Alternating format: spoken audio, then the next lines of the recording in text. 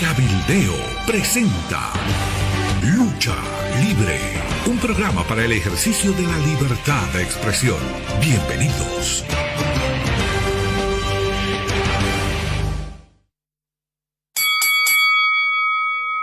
...22 de noviembre del 2018... ...y no podría ser de otra manera.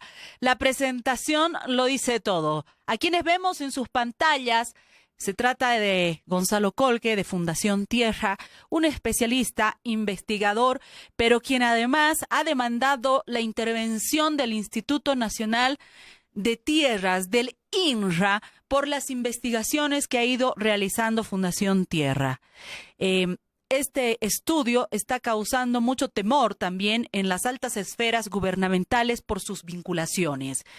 Al otro lado tenemos a Ricardo Calla, sociólogo, también experto en temas indígenas, tierras, y hoy hablaremos de menonitas, de las tierras, de los clanes familiares, del tráfico de tierras, de roboré, de sindicatos que quieren posesionarse en lugar de las TCOs que están tratando de conformarse.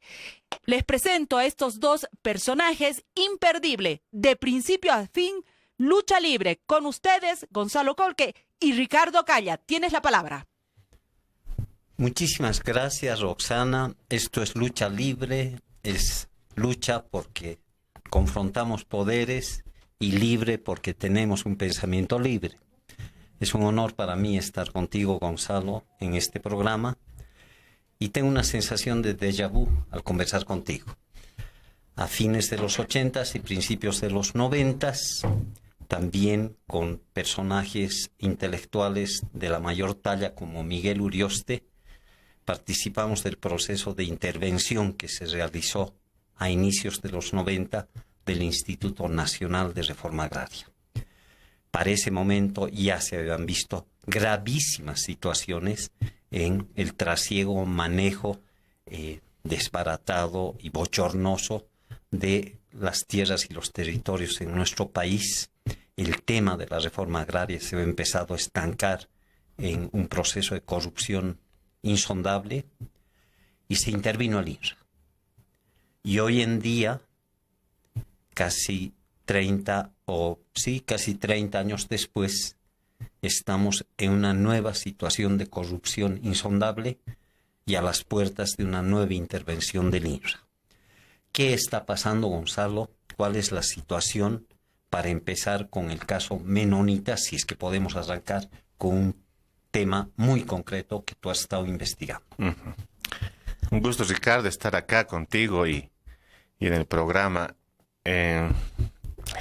Has hecho muy bien en recordar que en los 90 ya hubo una primera intervención de lo que se llamaba entonces el Consejo Nacional de Reforma Agraria, el CNRA, ¿no? Y a partir de esta intervención es que 6 años después nace el Consejo Nacional o el Instituto Nacional de Reforma Agraria, el INRA. Y recuerdo que el principal hecho icónico que abre un proceso de intervención es la apropiación de 100.000 hectáreas de tierras, el caso Bolívares, para un particular. Y el caso que estamos enfrentando, más bien los casos que estamos enfrentando ahora son de mayor gravedad, ¿no? Y vamos a explicar por qué.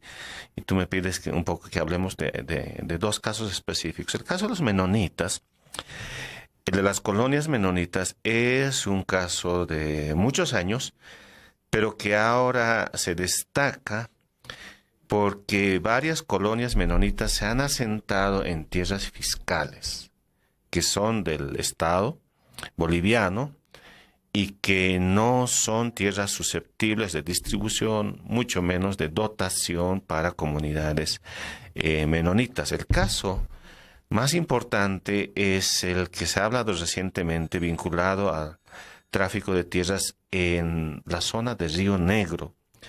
Río Negro está en el sur del departamento Beni, donde hay 30.000 hectáreas de tierras fiscales ya consolidadas como tales en el proceso de saneamiento desde el año 2009 y donde en los últimos 10 años la colonia que se hace llamar Colonia Menonita Río Negro han habilitado tierras de cultivo por 6.000 hectáreas de tierras totalmente ilegales, tierras de Estado, y que el INRA en el año 2009 ya emitió una resolución de desalojo, porque ni siquiera se puede distribuir o entregar estas tierras a privados.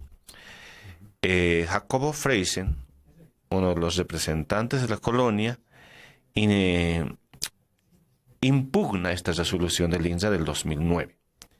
Y la impugnación llega hasta el Tribunal Agroambiental, que después de varios años, el año 2015, después de 6 años diríamos, el año 2015,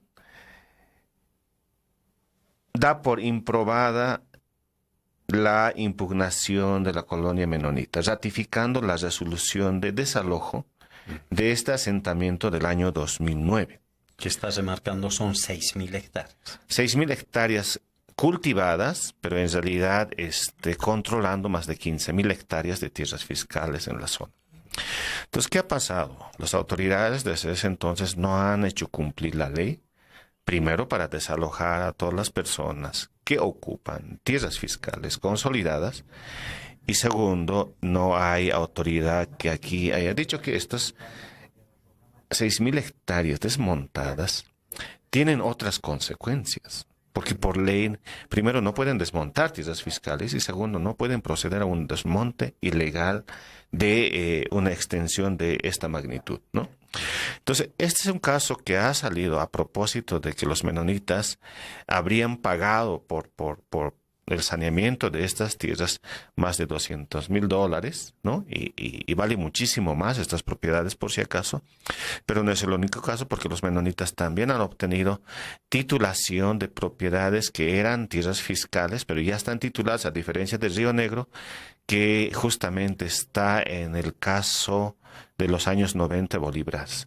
Bolívares era una extensión de 100.000 hectáreas, donde al menos hasta ahora al menos 30.000 hectáreas son tierras tituladas para colonias menonitas. Esa es la situación, digamos, y podemos encontrar así un montón de casos, ¿no? Imagínate, desde la primera intervención del INRA a este proceso de iniciación de una segunda intervención, porque Gonzalo, yo creo firmemente que vamos a tener que intervenir el INRA y se va a dar esa intervención más temprano que tarde, ¿no?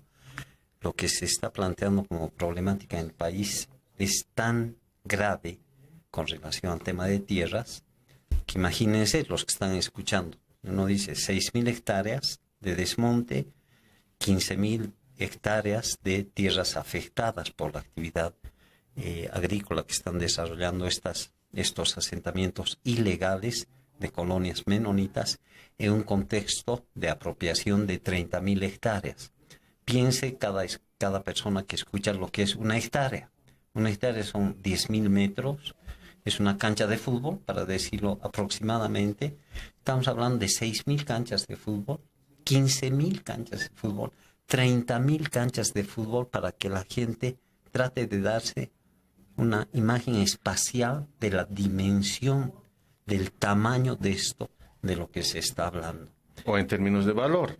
Podemos calcular en términos de valor, por ejemplo, estas tierras ya con desmonte y trabajos con mejoras se llama, que son principalmente para producción de soya, en el mercado mínimo valen unos $3.000 la hectárea. Entonces una hectárea vale $3.000, 10 hectáreas vale $30.000, 100.000 hectáreas vale 300.000, ¿verdad? 100 hectáreas y 1.000 hectáreas vale 3 millones. Correcto. Entonces, cuando hablamos de 6.000 hectáreas, estamos hablando de que los intereses económicos que están en juego en estos asentamientos son de millones de dólares que se cuentan, ¿no? Y obviamente, al tener intereses económicos con esos valores económicos, lo que estamos encontrando por detrás de si es tierra fiscal, si está desmontada o no, es que hay gente con poder y con autoridad que protege, que permite, ¿no?, que da libertades para que la gente, a pesar de ser tierra fiscal, sigue produciendo y sigue expandiendo estos cultivos en esta zona. Entonces, este es simplemente un caso para mostrar casos muy concretos de lo que está pasando en terreno. Los casos son muchísimos. Si me permites un poco ya saltar a una segunda idea que teníamos de un poco generalizar estos casos. Santa Cruz, por ejemplo. Si solo nos fijamos propiedades por encima de 5.000 hectáreas, si lo que ahora no está permitido por ley, porque el límite máximo son 5.000 hectáreas, en la primera gestión del INRA entre 1996 y el 2005, como se diría en el discurso oficial antes de Evo, en Santa Cruz se titularon 38 propiedades. Y en esa época estaba permitido titulaciones por encima de 5.000 hectáreas y desde el 2009 con la Constitución ya no se permite. Pero desde el 2006 hasta el 2017 se han titulado 94 predios por encima de 5.000 hectáreas y están en proceso en periodo de Evo Morales. En periodo de Evo Morales. En el periodo anterior Evo Morales, 38 predios. Sí. Por encima de 5.000. Y en el periodo de Evo Morales, 94 titulados. Hasta el año 2017, el dato que tengo es 94 propiedades, pero además 144 propiedades a punto de titularse. Entonces estamos hablando más de 200 propiedades. Por encima de 5.000 hectáreas. Y básicamente no son propiedades empresariales. Eso es otro dato interesante que hay que explicar a la gente, ¿no? Si muchos justificaban o justifican la existencia de mayores de 5.000 hectáreas con el título de que son propiedades empresariales con varios socios. Pero en realidad hemos visto que son familias. Landívar, Antelo, Mazanes, Áñez. Son propiedades individuales familiares. Por decir algunos nombres, ¿no? No quiero entrar a casos específicos, pero el caso que hay que mostrar es que en el periodo actual y específicamente en los últimos 5 años, diríamos desde el 2012 al 2017, en Santa Cruz se han titulado con todas las facilidades que se ha podido otorgar a este sector, ¿no?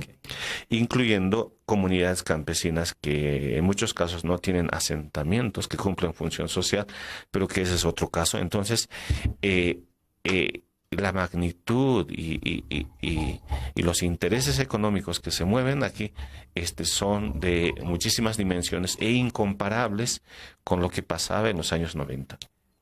Para volver a citar tus cifras, entonces, Gonzalo, estás diciendo que en el periodo de Evo Morales, alrededor de 200 propiedades por encima de 5.000 hectáreas, lo que ya es ilegal por razones de la Constitución y de la normativa vigente, han sido tituladas. Alrededor de 200 propiedades, y que estas propiedades son básicamente asignadas a familias propietarias, no tienen un carácter de sociedad anónima o un carácter empresarial, no son varios propietarios los de estos predios, sino son enormes trozos de tierra dadas a algún jefe de familia y los de la familia específica. Te escucho y ya tengo la noción, la impresión de que estamos hablando en Bolivia, en el actual periodo de gobierno, de un caso de lavallato rural. Esto es tan grave que puedes decir que está en marcha, se ha puesto en marcha en algún momento en nuestro país un proceso de corrupciones y de infracciones y de alteraciones del orden legal que nos pueden llevar a considerar que estamos frente a un caso de lavallato rural en Bolivia. ¿Por qué? Porque esto no se ha dado al margen, ¿no?, de la corrupción que se empieza a mostrar como una de las realidades estructurales del INRA en la actualidad. ¿Qué es lo que opinas al respecto, Gonzalo? Yo creo que hay dos vías en que se ha mercantilizado y se ha convertido la tierra en moneda de pago por razones políticas.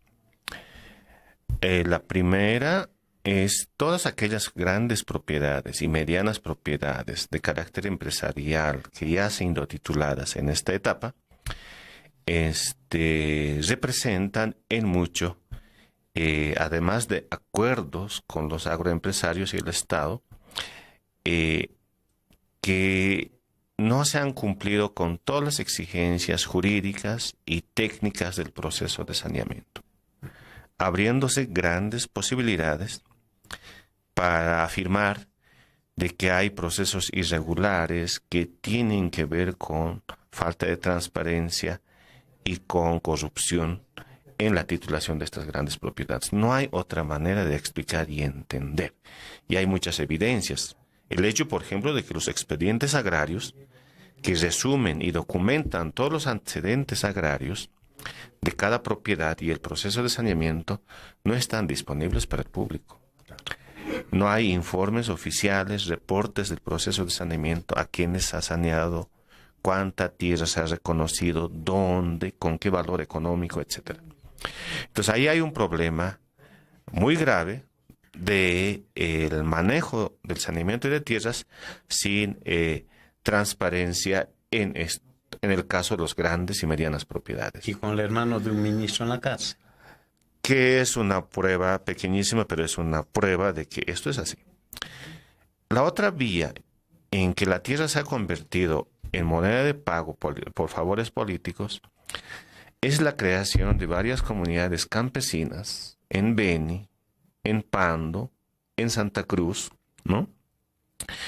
Dirigidas por dirigentes campesinos indígenas que forman grupos de mujeres, de hombres, ¿no? Con carnets de identidad, etcétera, y crean comunidades en tierras fiscales, pero que no ocupan la tierra en realidad, y que los beneficiarios o las beneficiarias no son precisamente las familias pobres del sector rural de nuestro país, sino principalmente son dirigentes intermedios y dirigentes nacionales que a título de comunidad campesina están obteniendo tierras para sí.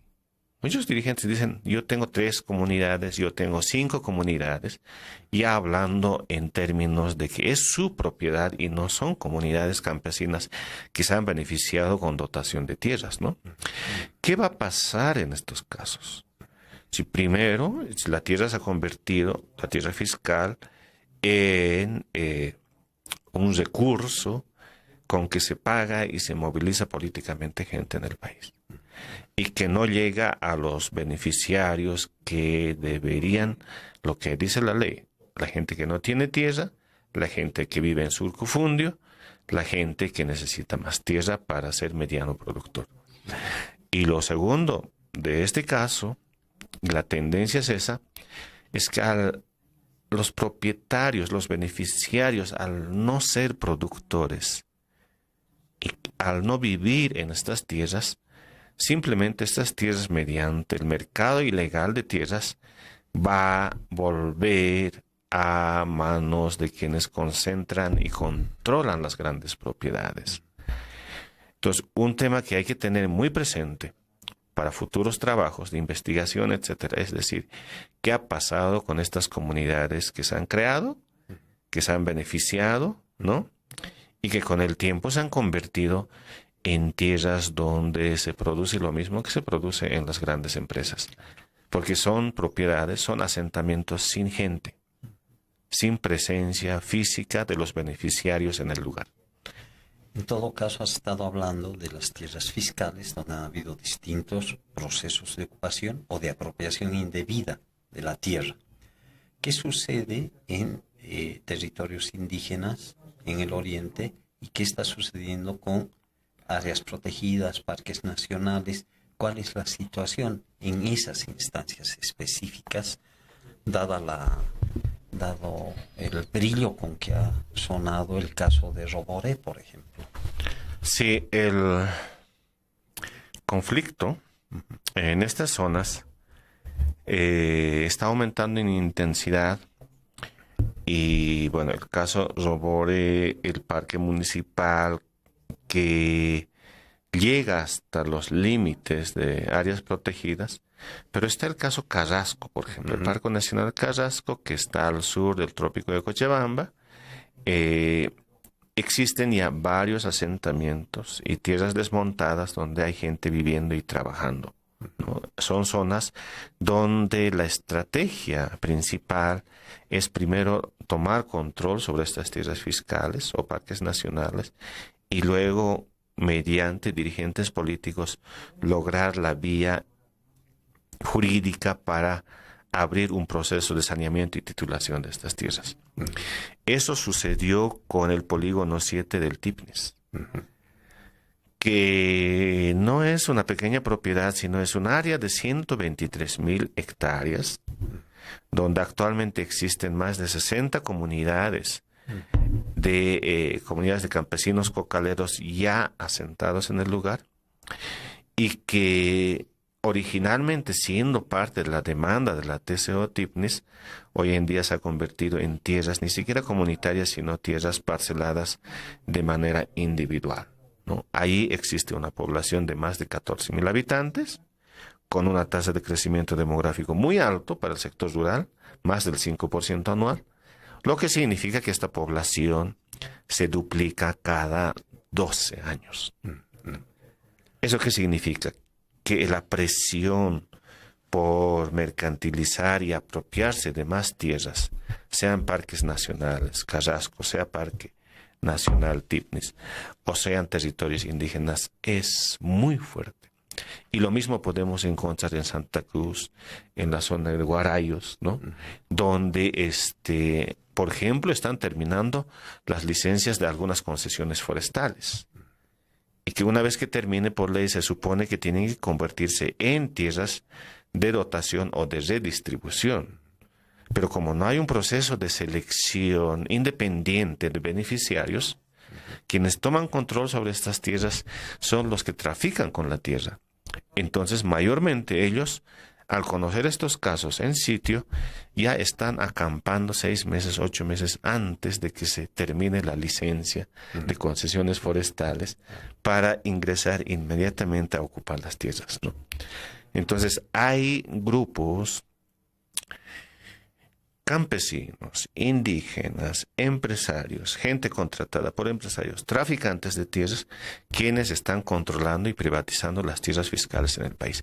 Esa es la manera en que está operando esta situación. Por eso aquí nos preguntamos cuál es el rol y la competencia del INSA y del Ministerio de Desarrollo Rural para controlar estos casos que escuchamos todos los días.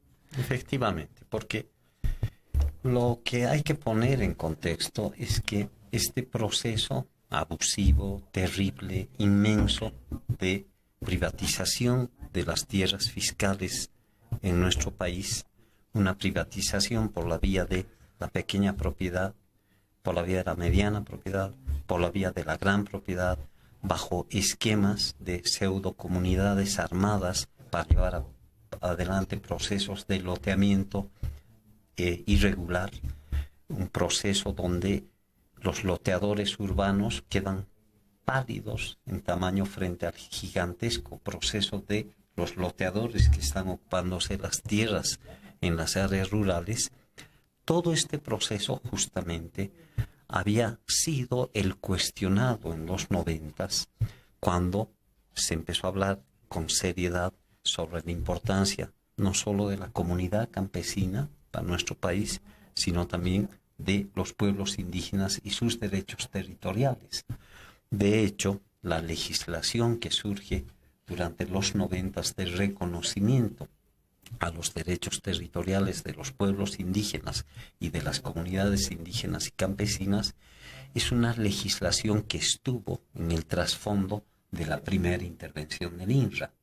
Se intervino el INRA porque se constató que el proceso de privatización de la tierra estaba no solo destrozando el medio ambiente, estaba destrozando ya bosques, había procesos de desforestación gigantescos, la frontera agrícola se estaba ampliando mucho. no solo había entonces un daño ambiental en marcha profundamente grave, espoloneado principalmente por la agroindustria y por la economía de la soya y la economía de los ganaderos, sino que ese proceso gigantesco de privatizaciones estaba quebrando culturalmente a los pueblos indígenas en las tierras bajas, en las tierras de valles intermedios y en las tierras altas de nuestro país. Se evidenció a fines de los 80 y se puso en marcha a comienzos de los 90 que el proceso de privatizaciones estaba causando un daño cultural profundamente grave. Los pueblos indígenas en todo el país estaban viendo cómo la tierra se despedazaba y junto con ello, obviamente también, la base territorial del sostenimiento de su propia cultura. Entonces, en ese contexto es que se plantea un ordenamiento del proceso de la tenencia de tierra en nuestro país y se genera un conjunto de reconocimientos legales. Para empezar, como cualquiera recuerda en nuestro país, el que haya vivido en esos años 90, se da un reconocimiento a la existencia de los pueblos indígenas como pueblos indígenas en Bolivia. Durante la primera mitad de los 90 se reconoce la existencia de pueblos indígenas y la diversidad cultural en nuestro país. En segundo lugar, se lleva adelante el reconocimiento a los derechos a sus tierras comunitarias de esos pueblos indígenas, a las tierras comunitarias de esos pueblos indígenas. Los dos hitos que acompañan la primera intervención del INRA son el reconocimiento de la realidad indígena y de los pueblos indígenas y el reconocimiento de que estos pueblos indígenas tienen derechos territoriales. A ello se acopla en los 90, además, el reconocimiento y fortalecimiento de diversas áreas protegidas, territorios protegidos por razones de riqueza ambiental y natural. Los inicios de los 90 fueron muy ricos en términos de intentar poner orden y poner freno a lo que ya en ese momento, a fines de los 80, era un dislocado proceso de privatizaciones de la tierra sobre la base de la corrupción. La intervención del INRA termina produciendo los grandes reconocimientos de derechos territoriales en nuestro país para pueblos indígenas y el establecimiento de áreas protegidas. Los 90 son interesantes en ese sentido y como todos lo sabemos, se desarrolla ya en esa década todo el proceso de regularización de la tierra a través del procedimiento de saneamiento simple, el saneamiento de TCOs y el proceso de saneamiento de la propiedad agraria en general para darle estabilidad a el manejo general de las tierras en nuestro país. Y sin embargo, pese a la importancia de ese proceso, el descalabro es terrible. A pesar de la legislación que se logra producir en los 90 y que es continuada luego con la Asamblea Constituyente y la nueva Constitución, a pesar de los recaudos jurídicos con los que se reconoce la necesidad de consolidar territorios indígenas y consolidar áreas protegidas, la inclemencia del proceso de loteamiento y tráfico de tierras y privatizaciones de la tierra no ha parado su curso y más bien se ha acrecentado en la última década. Es quizá el daño más grande, y es así como yo lo percibo, Gonzalo, es el daño más grande que ha hecho la presente gestión de gobierno con relación a las esperanzas con las que se había iniciado el proceso de esos reconocimientos territoriales indígenas. Yo creo que la inconducta mayor es que todo esto se va dando a nombre de los derechos indígenas en nuestro país. Es tan contradictorio este proceso, ¿no?, que se va a privatizar la tierra, se van a desconocer territorios indígenas, se van a desconocer las tierras fiscales, se va a desconocer las áreas protegidas con un gigantesco proceso de privatizaciones encubierto bajo la retórica de que esto sería el sueño indígena acariciado, ¿no? Entonces la realidad es que se ha desplomado la primera intervención del INRA y estamos al borde de la necesidad de tener que volver a intervenir, pero en circunstancias en las que las situaciones se han agravado profundamente, dada la realidad más general del cambio climático, la realidad más general de la gravísima crisis ambiental que se está viviendo a nivel mundial y todo lo que significa esto como contexto más duro para el caso concreto boliviano. Sí, un poco yendo en el mismo sentido más general, yo tengo algunas percepciones que todavía necesitamos trabajar para entender esto que ha tenido un cambio drástico en muy pocos años, que nosotros llamamos las grandes transformaciones agroambientales en una década.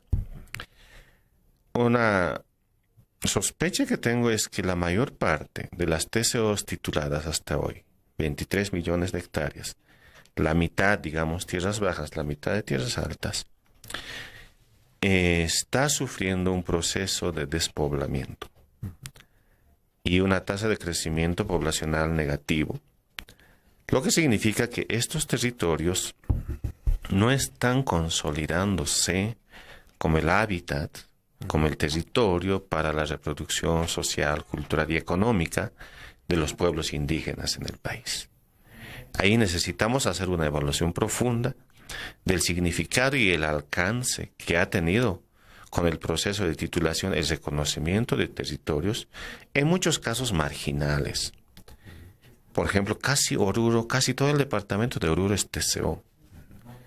Pero en las tierras altas, como en Oruro, la TCO ha sido más una reivindicación en función de una política de reconstitución de los pueblos indígenas y los territorios ancestrales, pero a diferencia de tierras bajas, no ha habido un acompañamiento en el proceso de titulación para que exista, por ejemplo, un estudio de necesidades espaciales que les permita acceder a tierras fiscales adicionales a estos ayllos tradicionales. Y eso no ha pasado en Oruro, en La Paz, tampoco en Potosí, de modo que las TCOs que existen ahí solamente son la consolidación de tierras mayormente marginales y muy poco productivas para la reproducción económica de estos pueblos. Entonces me parece que ahí no hay un enfoque de redistribución de tierras, ¿no? En las tierras bajas, efectivamente, en muchos casos ha habido dotación y entrega de tierras fiscales para que los territorios sean mucho más significativos y que la gente tenga un espacio grande, especialmente en la zona amazónica, para vivir de los recursos del bosque, del agua, de los ríos amazónicos, etcétera, ¿no? Pero el problema fundamental con estos pueblos y con estas TCOs es que al final de la titulación han acabado, son como comunidades excluidas y desconectadas del resto de la economía nacional. Son como economías cerradas que se ha concebido allá, de modo que la gente, por ejemplo, muchas familias indígenas, jóvenes indígenas del Tipnis, que es una TCO de más de 1 millón de hectáreas, prefieren vivir y trabajar de mototaxistas en Trinidad. Esa es la realidad. No, muchos dirigentes que hacen trabajo de incidencia política acaban viviendo por diferentes razones fuera de su territorio, ¿no? Y muchos jóvenes acaban viviendo fuera de su territorio, y no es que el territorio no tenga recursos naturales, una capacidad, un potencial grande para generar proyectos económicos y de desarrollo económico. Lo que sucede es que las posibilidades de conexión de la vida económica de estos pueblos con el resto de la economía son mínimas y no han sido parte de los planes de gestión territorial y económica de estos pueblos. Entonces me parece que ahí hay un problema muy grande, ¿no? Y en contraposición, lo que encontramos como lo inverso de esto que estoy describiendo de muchos territorios indígenas es el florecimiento, diríamos, de ocupaciones y de asentamientos humanos, especialmente en la zona de transición entre tierras bajas y tierras altas, y en mucho se explica por el éxito de la economía de coca en las comunidades interculturales o las zonas de colonización como el Trópico, el Chapare, ¿no? Incluyendo el norte de La Paz, el sector de Yungas, etcétera. Efectivamente, ahí existen comunidades mucho más interesantes en términos de movimiento económico, pero también cada vez son comunidades y predios de monocultivos de hojas de coca, tanto así que muchas familias cocaleras dedican el 100% de sus tierras y de su fuerza de trabajo a esta actividad y prefieren venir a La Paz, a los mercados urbanos para comprarse alimentos. O sea, en lugar de ser productores de alimentos, han llegado a ser consumidores de alimentos y dependientes de los alimentos que ofrece el mercado urbano, y no así cumpliendo una función social económica como familias rurales que han recibido tierras y que tienen que producir alimentos. Entonces, el problema central con este tipo de comunidades es que si bien ahí hay más gente, la gente que ha recibido estas propiedades y estas tierras no son los más pobres. De hecho, la expansión de estas zonas, como el caso de Polígono 7 que contaba de 60 comunidades, no es la creación de 60 comunidades campesinas con población de Potosí, de Oruro, de Chuquisaca, sino es la creación de nuevas comunidades con gente de la misma zona del Trópico de Cochabamba. Entonces, en términos de equidad y de redistribución según quién necesita la tierra, no se cumple ninguno de los puntos que se establece en la ley de tierras en el país.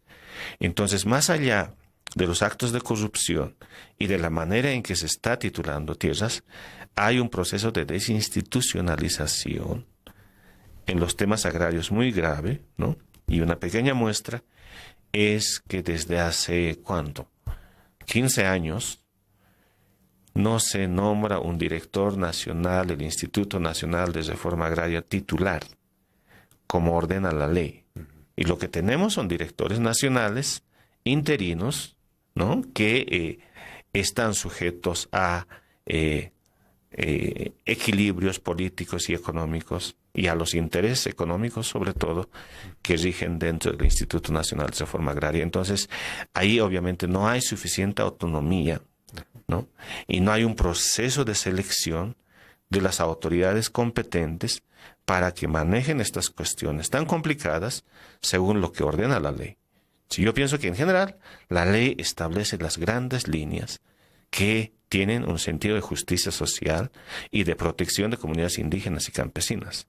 El problema no es tanto la ley en este momento, sino el hecho de que se está incumpliendo lo que se ordena en la ley de tierras, y en este momento hay incumplimiento, digamos, de obligaciones y de funciones del Instituto Nacional. Ahora, yo lo que veo, y creo que es clave, ¿no?, es que el tema de la propiedad agraria, ¿no?, y la regularización de la propiedad agraria nunca es suficiente para lograr un manejo adecuado de la propiedad agraria. De hecho, lo que carece Bolivia es una política agraria más general, más global, incluida política de inversiones, incluida, ¿no?, una visión adecuada sobre, ¿no?, los usos potenciales de la tierra, qué tipo de necesidades pueden cubrirse a partir de determinados predios y a partir de determinadas territorialidades.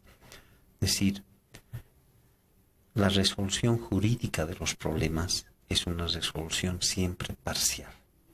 Yo creo que el país ha adolecido de una visión adecuada y de políticas rurales adecuadas con relación a cómo manejamos la tierra y cómo se pretende que manejemos la tierra. Entonces ahí quisiera volver a lo que tú estabas diciendo. Para empezar, un tema jurídico que no es secundario, ¿no? En nuestro país hemos pasado de un reconocimiento durante inicios de los 90 de la existencia de pueblos indígenas, ¿no?, a un reconocimiento ya en la nueva Constitución de llamadas naciones indígenas. Hemos pasado de reconocer pueblos indígenas a una otra retórica. Ahora, esos pueblos no han sido solo pueblos, habían sido naciones.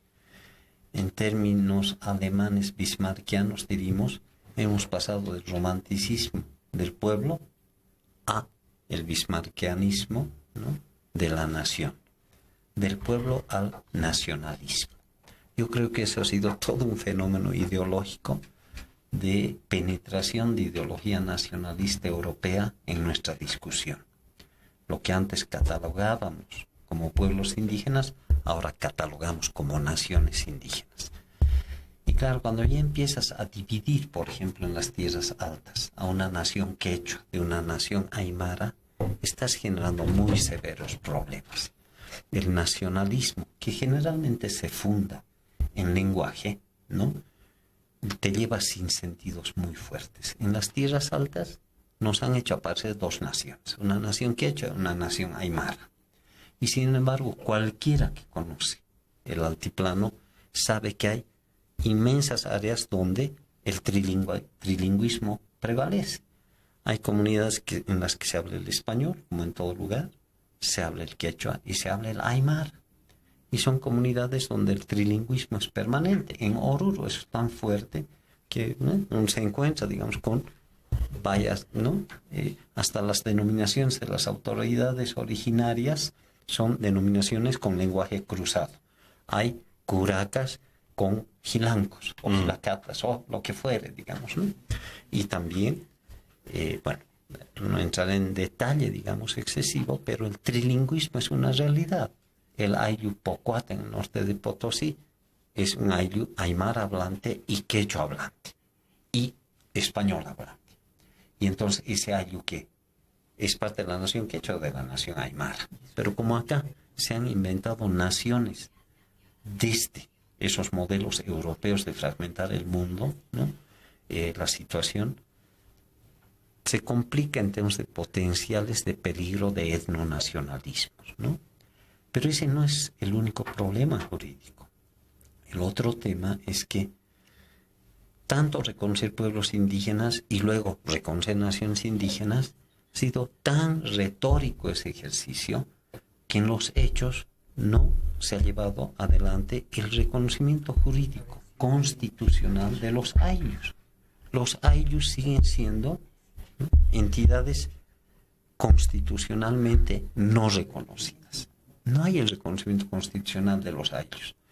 Es decir, las élites gobernantes empapadas en retóricas, ¿no?, muy generalistas, nos hablan de pueblos o de naciones indígenas como si eso importara, cuando en realidad el ayllu no tiene reconocimiento constitucional. Para añadir a eso se inventan otras categorías, la categoría de tierras comunitarias de origen. Ok.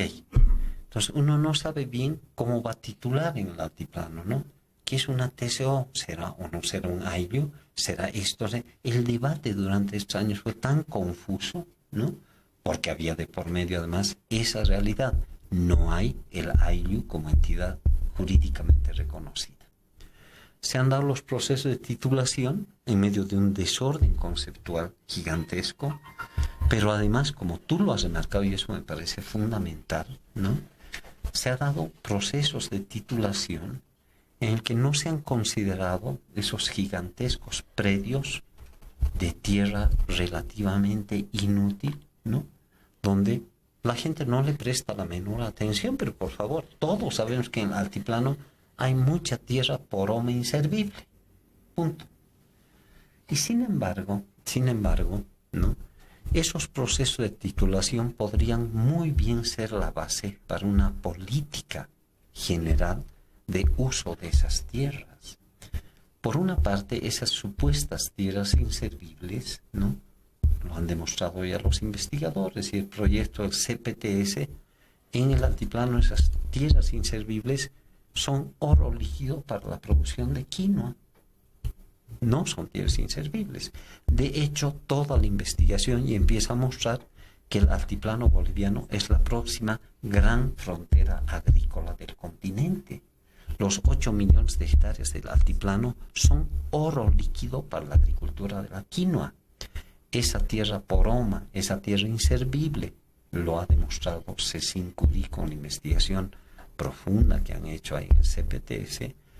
Esas 8 millones de hectáreas de tierra supuestamente útil para nada, son 8 millones de hectáreas de profunda utilidad para la producción de quinoa.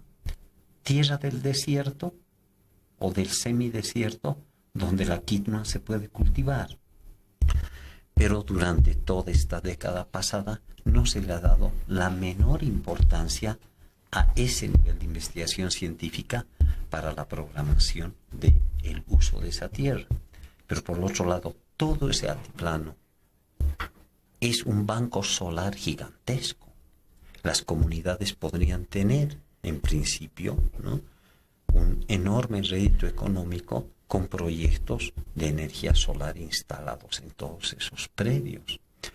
Es una suerte que se hayan titulado muchas de esas tierras en un proceso relativamente confuso, pero realmente existente. Y ahora lo que corresponde, obviamente, es pensar cuál es el uso de esa tierra. Y no necesariamente tiene que ser agrícola. Puede ser solar, puede ser energético, etcétera, etcétera. Pero para no desviarme del tema, estamos frente a el desplome una vez más de los marcos jurídicos que produjo la primera intervención del INRA. Es necesario intervenir por segunda vez el INRA, pero creo que tú has apuntado lo fundamental. No es suficiente una intervención jurídica del INRA. Es necesario, además de la intervención del INRA en términos de la realidad de los procesos jurídicos que se desarrollan desde ahí, es necesario pensar en el uso de la tierra desde la política económica y desde una visión integral de qué es lo que queremos hacer con la inmensa riqueza que tenemos los bolivianos. Son más de 100 millones de hectáreas de tierras en el país, ¿sí?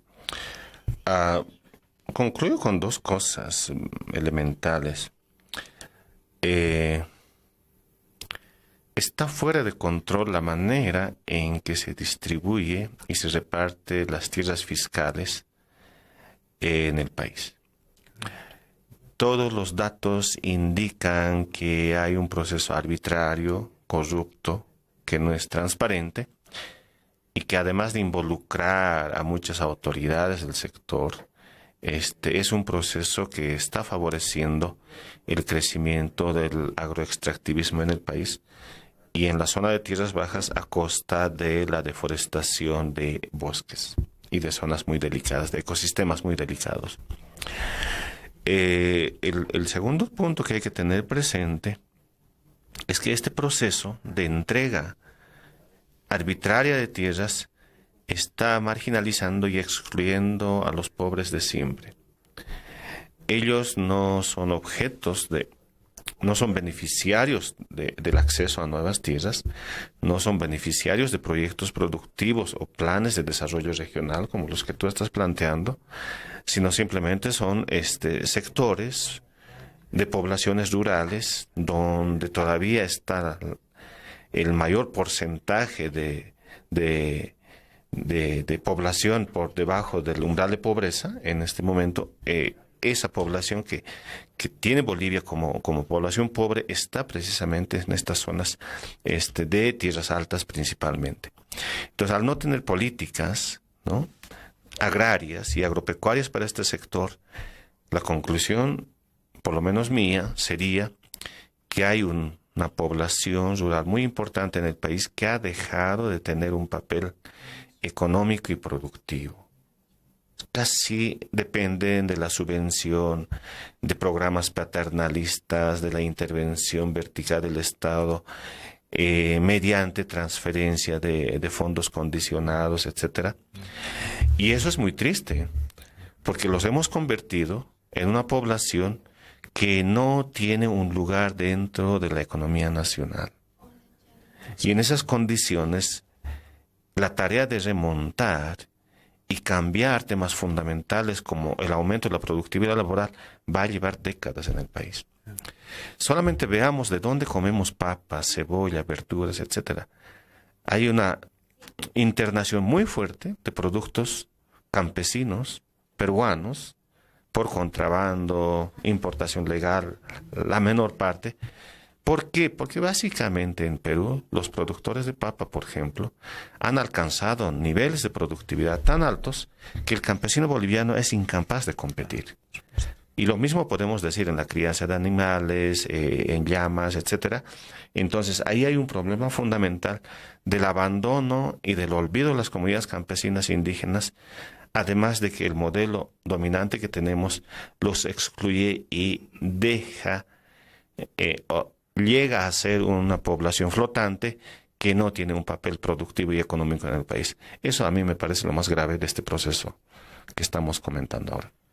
Yo quisiera decirte, Gonzalo, que desde la perspectiva que he estado estudiando, creo que la población cada vez más chica que vive en distintas regiones en nuestro país, en las áreas rurales, puede tener un papel productivo fuerte en el plano energético también. Es decir, creo que debemos hacer política agraria y tenemos que hacer política energética pensando en los inmensos territorios de Bolivia. Desde Noruega, desde Suecia, se califica el altiplano boliviano como un banco solar. Y al Chaco boliviano como un banco eólico, un banco de vientos. Parece que las corrientes son inmejorables en el Chaco con relación a potenciales de energía de viento. Creo que tenemos que dar algunos pasos para pensar lo rural, no solo desde lo básico, la política agraria, sino hay que pensar lo rural desde las políticas energéticas también. Y creo que hay potenciales que tenemos que empezar a tomar en cuenta profundamente. Yo creo que el altiplano puede inundarse de gente manejando energía. Y por el otro lado puede volver a repoblarse con programas de quinoa. Por supuesto, estamos entonces, creo, concluyendo de que las leyes no son suficientes. Son urgentes políticas serias en nuestro país. Pero eso va a ser posible solamente si tenemos la capacidad de enfrentar la gravedad del proceso del INRA en este momento. Yo quiero, a nombre de mucha gente de Bolivia, agradecerte por el trabajo que has hecho, por la propuesta que has hecho de intervenir en INRA y por la importancia del trabajo que ustedes están desarrollando desde tierra para poner en el tapete de la discusión toda la realidad estadística, sociodemográfica y la realidad del tema agrario en nuestro país. Gonzalo, sigue adelante, estamos acompañando todo lo que ustedes hacen y no estés solo. Somos cientos de gente que dependemos de tu investigación. No, muchas gracias, ha sido un gusto compartir y verte después de años. Cierto. Nos vemos. Cabildeo presentó Lucha Libre, un programa de opinión que se transmite de lunes a viernes. Gracias por su sintonía.